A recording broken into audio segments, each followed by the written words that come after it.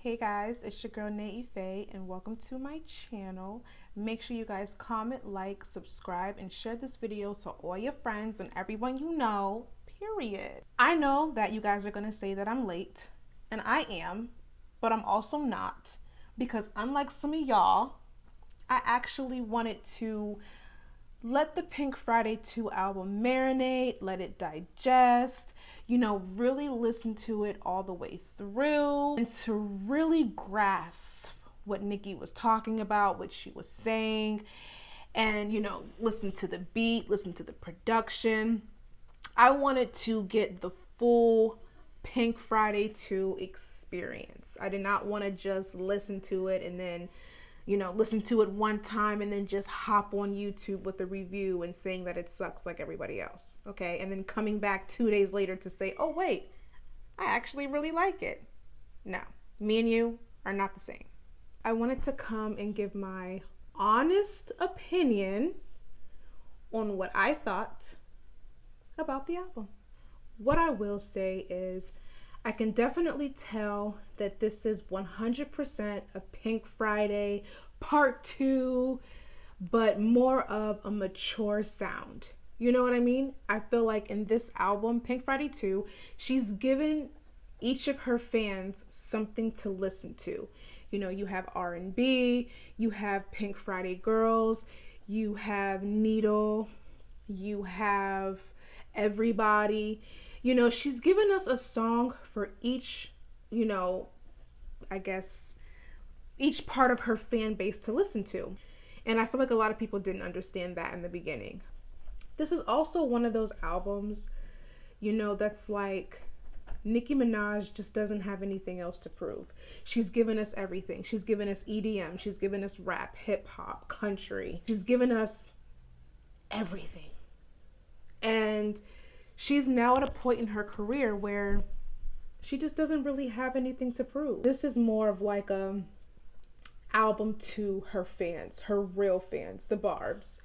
And I really appreciate her for that. A lot of artists don't really think about their fans the way that Nicki Minaj does. And a lot of people don't, put their fan base at the forefront. The way Nicki Minaj does. And I really do appreciate her as an artist. She's very authentic. You can tell that music is 100% her passion. She doesn't do this for money. She doesn't do this for, industry cred. She does this because without music, without writing, without rapping and rhyming and, expressing herself and showing us her talent, I don't know where I would be, type of thing. I really respect her as an artist, as a musician, as a writer, and just overall her craft and everything that she's built over the years is just amazing to me.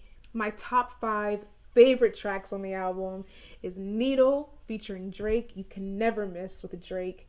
Everybody with Lil Uzi. Her and Uzi have this weird energy that when they come together, it's just so authentic and so, I just love how they organically just come together. They just mesh. And I love their energy on the song. My third favorite song, I would have to give it to Pink Friday Girls. It definitely gave me a super bass vibe. Obviously, super bass will always be number 1 in my heart. I used to be a pop girl back in the day. Okay, so super bass will always have my heart, but Pink Friday Girls definitely gave me some nostalgia, and I'm actually really surprised that Cyndi Lauper cleared that sample. I'm actually surprised because I've never really heard a lot of people use Girls Just Want to Have Fun as a sample. I've never heard of it. Let Me Calm Down with her and J. Cole. I never thought that we would get a J. Cole and Nicki collab. Next is Kendrick Lamar. I feel like Nicki and Kendrick definitely need to collab. I don't know why they haven't yet, but I'll definitely be waiting for that. My last one is Are You Gone Already? I only listened to it twice. I can't listen to it more than twice. Every time I hear it, I cry. I love how she added Papa Bear in the song. It definitely gave us a very vulnerable side of Nicki, and I love how she opened up about her father passing away before meeting Papa Bear, and that was something that really hit home for me because my father passed away before I was able to meet him. before I was born. So that was like a very like relatable moment for me. Overall, I think the album is just, it gives me a nostalgic feel. You know, it almost feels like 2010 again, but just 13 years later, you know, now that all of her OG barbs are older now, you know, we're not 14, 15 years old anymore. You know, some of us are pushing 30, some of us are already in the 30s, some of us are maybe mid 20s. She's giving her fans, each age group, each demographic, each race, whatever part of the world you're from, she's giving us something. Out of 22 songs, there's definitely something that everybody can listen to on that album. If anybody is saying otherwise, you're a hater. I was definitely surprised to see that there were 22 songs, I will say. There's more to digest, there's more to listen to. We get to see, you know, a completely different side of Nicki, and I feel like we've just never had that before. I mean, we did get vulnerable in the Pink Print, you know, with I Lied, The Crying Game, Grand Piano. You know, she gave us a lot of vulnerability, Pills and Potions. But I feel like this album is like, I feel like I'm closer to her. You know, like I don't feel like I'm listening to Nicki the rapper. I'm listening to like Nicki the person. So out of 22 songs, I like about maybe 10. But the other 12 are definitely songs that you can still listen to. But there's like 10 that I really, really, really, really love. I just gave my top 5. The album itself. This album rollout is nothing like Queen. And I am so happy that it's not. I feel like the Queen era, it was just centered around a lot of drama. It was centered around a lot of beef. And it overshadowed such an amazing lyrical album that Nicki dropped. I mean, with LLC, she was giving us bars. Then she had her song with The Weeknd, Thought I Knew You. That was like a more different type of sound for Nicki. And overall, the Queen album was a very, very good album to me. A lot of people sleep on Queen because there was just so much stan Twitter beef and artist beef and people coming out the woodworks and people blackballing her and not playing her music on radios. It was a lot of beef going on around that time, and it really overshadowed a great lyrical album. I think Queen is probably one of her most lyrical albums. Like, she really showed the girls, I'm Queen. With this album, I love how there was a lot of stuff going on. There was a lot of things being said, a lot of insults being thrown, and just a lot of like catty, petty, immature female rap beef type of stuff. And I love how Nicki didn't feed into it. She didn't allow it to overshadow her album. Now, I will say, obviously, the beef with her and Lotto, I love how everybody kind of just like collectively like moved on from that. I love how like nobody stayed on it, because a lot of people like to nitpick with Nicki. You know, it's like she can't make any mistakes. You know, everybody else can like throw jabs at her and throw shots at her, but then when she throws shots back, it's like, oh my gosh, you're such a bully, you know. But it's like, when other rap girls diss her, it's like you're cheering them on, like, yeah, get her, get the super freaky granny. But when Nicki fights back, it's, you're a bully, you're too old, blah, blah, blah. And by the way, can we stop saying that 40 is old? I want to look that good when I'm 40. I have some time, but still. When I get to 40, I want to look that good. But all in all, I'm happy that this rollout was clean. It was authentic. The barbs were excited. Twitter was in an uproar. The industry was waiting. Everybody's panties were tight. Everybody's boxers were tight. We all wanted the album, and she delivered. And she did 228,000 first week, which Billboard did say that they took 100,000 sales off because of her, like, our Barbie competition thingy, whatever.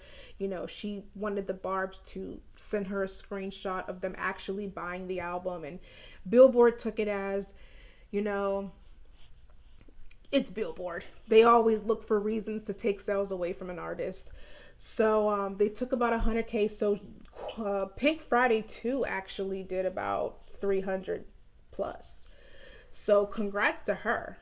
She definitely would have broke a lot of records had Billboard not took sales away, but she still broke records with the album. And the general public, everybody crucified the album when it first came out, but after they gave it a few listens, after people actually sat down and listened and digest the album, everybody loves it now because they see where Nicki was going with the album. It wasn't just an album. She was putting each and every song was there for a purpose. It was there for certain fans to listen to. It wasn't just like, oh, let me just put this song on the album, blah blah blah. No. She gave a song for everyone to be able to listen to. And she also added her own little, her own little sauce to give the OG bars a nostalgic feel. And I respect it. I truly respect Nicki as an artist. I respect what she does, all the work that she put in the industry. She definitely deserves her flowers, and I feel like she gets it a lot, but I want to give it again because I feel like sometimes people forget who opened those doors, who really opened the doors, who really revived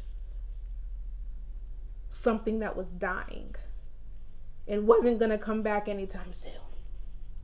But Nicki came in the game, revived something that was dead, and made it popular again. You can't help it if you're popular. You can't help it if you're charting high. You can't help it if you have fans. You can't help that.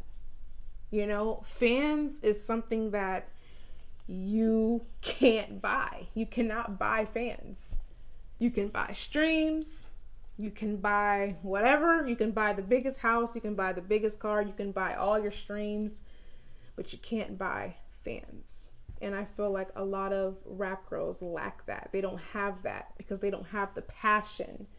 They don't have what it takes to really put the work in, to really build a solid fan base so that when you drop, people are buying your music. You have fans that are sticking beside you, fans that show up to your shows, who support you. A lot of people don't have that, and Nicki does. And there's just no getting around that. So overall, Pink Friday 2 was about an 8.5 out of 10 for me. I give it an 8.5 because I just feel like it could have been a little bit better. I do love a majority of the songs, but I feel like there were songs that I think that there were just other songs that she could have put on the album instead of certain songs that are on the album. So I'm just going to give it an 8.5 for that. But it's a very cohesive, very, very well thought and well put together album. The production is great. Whoever worked on the mixing and mastering part of the album, kudos to you, because the production was eating. Okay, the production was eating on the entire album. I loved it. And that's all I really have to say about Pink Friday 2. I really wanted to do a listening party, like a listening review type of thing. I missed the mark. I'm a little late. But that's all I have for now. Don't forget to comment, like, share, subscribe, all that good stuff. And I will be back with more videos soon. Bear with me, y'all.